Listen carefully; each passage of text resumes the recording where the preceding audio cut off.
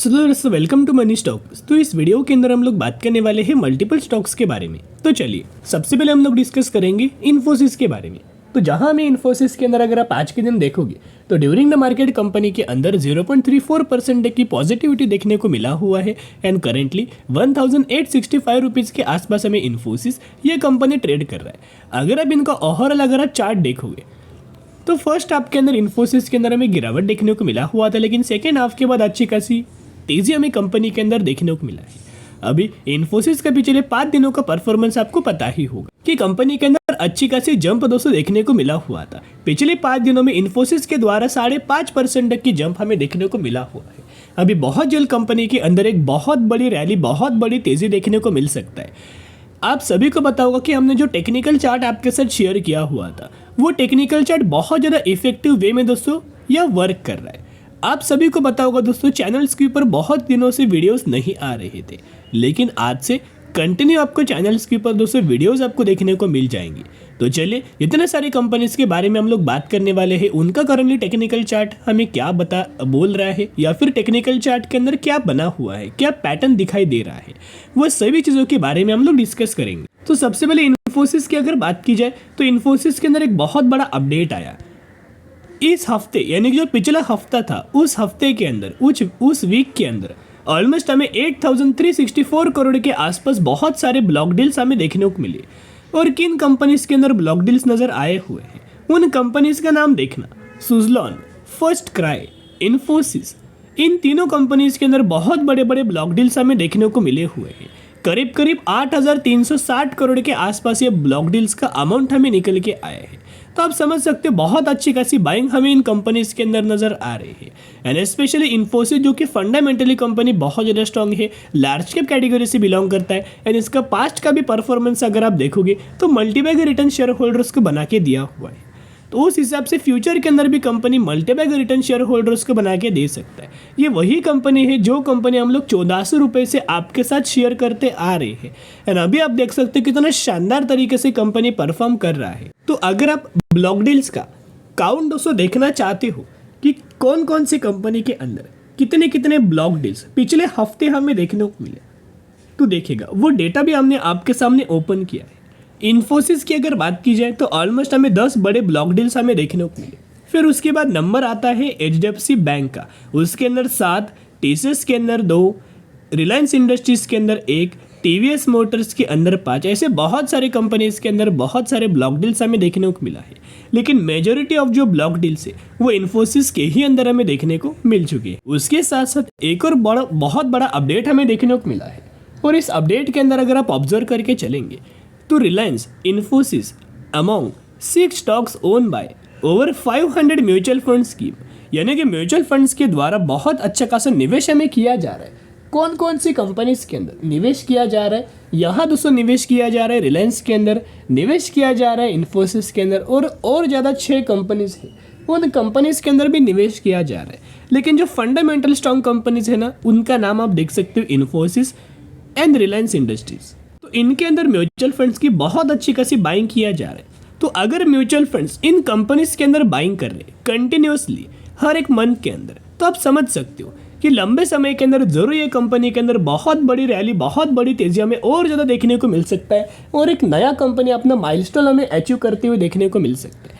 आज के दिन अगर आप डिलीवरीज को ऑब्जर्व करके चलेंगे तो इन्फोसिस के अंदर करीब करीब 64% की डिलीवरीज हमें देखने को मिला। इसका मतलब क्या है कि क्या रिटेलर्स के द्वारा बाइंग किया जा रहा है? नहीं, यहाँ दोस्तों जो बाइंग किया जा रहा है वो FIs के द्वारा, यानी कि फॉरेन इन्वेस्टर्स, DIs के द्वारा, यानी कि डोमेस्टिक इन्वेस्टर्स। इसके अंदर दोस्तों म्यूचुअल फंड्स आते हैं एंड म्यूचुअल फंड्स लगातार दोस्तों इन्वेस्ट कर रहे हैं। और अभी बात दोस्तों निकली है म्यूचुअल फंड्स की, तो इन्फोसिस के अंदर कौन कौन से फंड्स के द्वारा कितने कितने करोड़ की बाइंग है वो भी हम लोग बात करेंगे। लेकिन हर एक महीने का डेटा मैं आपके सामने ओपन करना चाहूँगा। देखिएगा डेटा मैंने आपके सामने ओपन किया है, सिर्फ फेब महीने के अंदर म्यूचुअल फंड्स ने माल बेचा था, क्वांटिटी सेल किया था, शेयर सेल किया था। लेकिन मार्च, अप्रैल, मई, जून एंड जुलाई लगातार हर एक महीने के अंदर बहुत बड़ी बड़ी बाइंग हमें लगातार दोस्तों किया जा रहा है। एंड रही बात हर एक महीने के डेटा की, तो आपके सामने वो भी डेटा मैंने आपके सामने ओपन किया है। सबसे पहले फंड का नाम है इनके द्वारा करीब करीब 76,000 crore buying, Nippon 37,000 crore buying, axis 35,000 crore buying, Kotak 51,000 crore buying, axis 38,000 crore buying,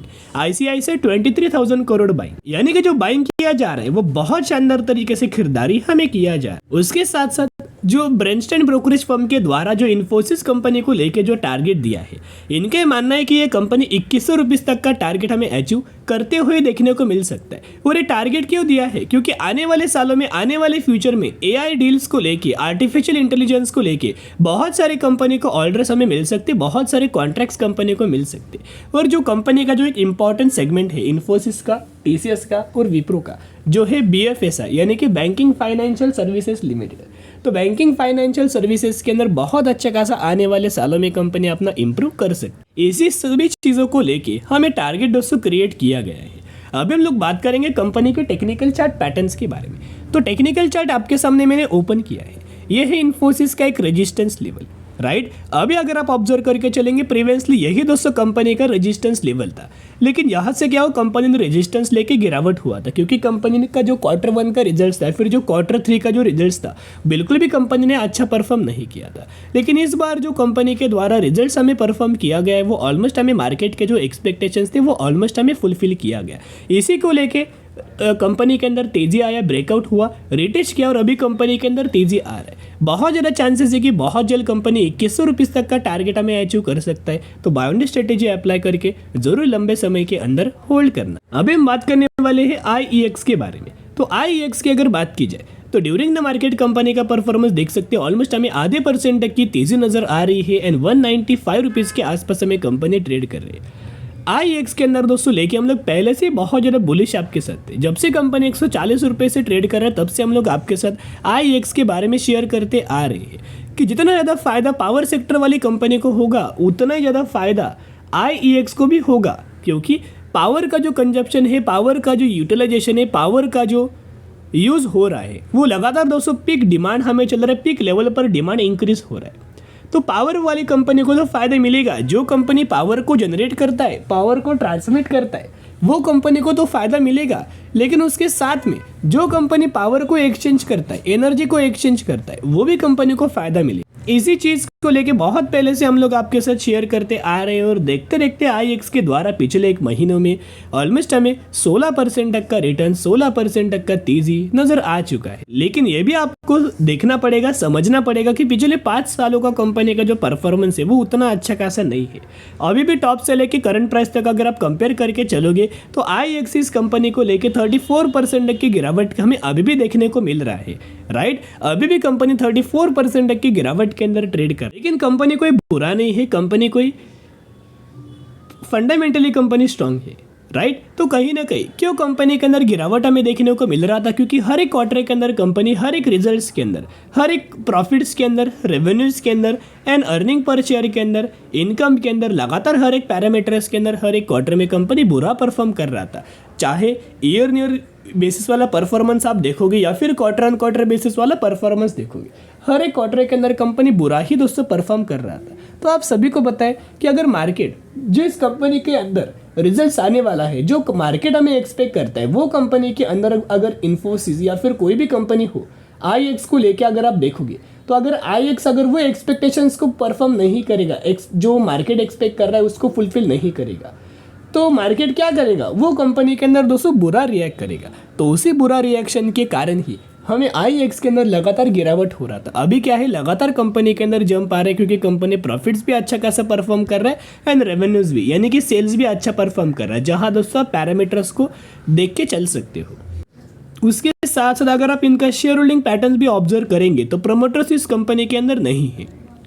FIs की अगर बात की जाए तो FIs के द्वारा लगातार दोस्तों स्टेक हमें बेचा जा रहा है, जहां पहले कंपनी के अंदर ऑलमोस्ट हमें 18 था, फिर 14, 13, 10, अभी 12, राइट। यानी कि FIs के द्वारा हमें स्टेक सेल किया जा रहा है लंबे समय के अंदर। लेकिन DIs की अगर बात की जाए, जो FIs के द्वारा स्टेक सेल किया जा रहा है वही दोस्तों DIs लगातार बाइंग करे, जैसे आप देख सकते हैं 21%, 22%, 26%, 27% एंड 31% आप देख सकते हो। और उसके साथ साथ एफआईएस के द्वारा भी स्टेक बेचा जा रहा है, पब्लिक के द्वारा भी स्टेक बेचा जा रहा है। पब्लिक के पास पहले ऑलमोस्ट हमें 63% तक का स्टेक था, अभी 56% तक का, 62% तक का पहले स्टेक था, अभी 56% तक का स्टेक है। जो स्टेक पब्लिक बेच रहा है, एफआईएस बेच रहा है, वही स्टेक हमें डीआईएस बाइंग कर रहा है। डीआईएस कौन है? डीआईएस यानी कि म्यूचुअल फंड। तो एक ही रिक्वेस्ट करना चाहूंगा, हर एक क्वार्टर के अंदर अभी कंपनी अच्छा खासा परफॉर्म करने लगा है क्यूएनक्यू बेसिस के ऊपर, वाई एंड वाई बेसिस के ऊपर। तो यही चीज़ों को लेके जो एनालिस्ट के द्वारा, ब्रोकरेज फर्म के द्वारा हमें टारगेट 200 दिया जा रहा है। फंडामेंटली कंपनी पहले भी बहुत ज़्यादा स्ट्रांग था और आज भी कंपनी बहुत ज़्यादा स्ट्रांग है। तो टारगेट हमें तो दिया जा रहा है, वो ऑलमोस्ट हमें 245 रुपीज़ तक का टारगेट हमें दिया जा रहा है। तो आईएक्स का जो लाइफ टाइम वाला हाई लेवल है ना, ऑलमोस्ट हमें 300 रुपये के आसपास है। अभी कंपनी ऑलमोस्ट हमें 200 रुपये के आसपास ट्रेड कर रहा है। लंबे समय के अंदर जरूर कंपनी 300 रुपये तक का जो लेवल से वो ब्रेक करते हुए आपको देखने को मिल सकता है। चलिए अभी बात करेंगे अगली कंपनी के बारे में, जिसका नाम है स्प्रे किंग लिमिटेड। तो स्प्रे किंग लिमिटेड की अगर बात की जाए तो ऑलमोस्ट हमें ये कंपनी 42 रुपीज़ के आसपास ट्रेड कर रहा है और मैक्सिमम में 1500% तक का रिटर्न शेयर होल्डर्स को बना के दिया। रिसेंटली कंपनी ने अनाउंसमेंट किया है बोनस, यानी कि 1:1 रेशियो के अंदर, यानी कि अगर आपके पास इस कंपनी के 1 शेयर होंगे तो हर एक शेयर के बदले ये कंपनी आपको 1 बोनस शेयर देने वाली है। तो ज़रूर कंपनी के बारे में स्टडी एनालिसिस जरूर करना।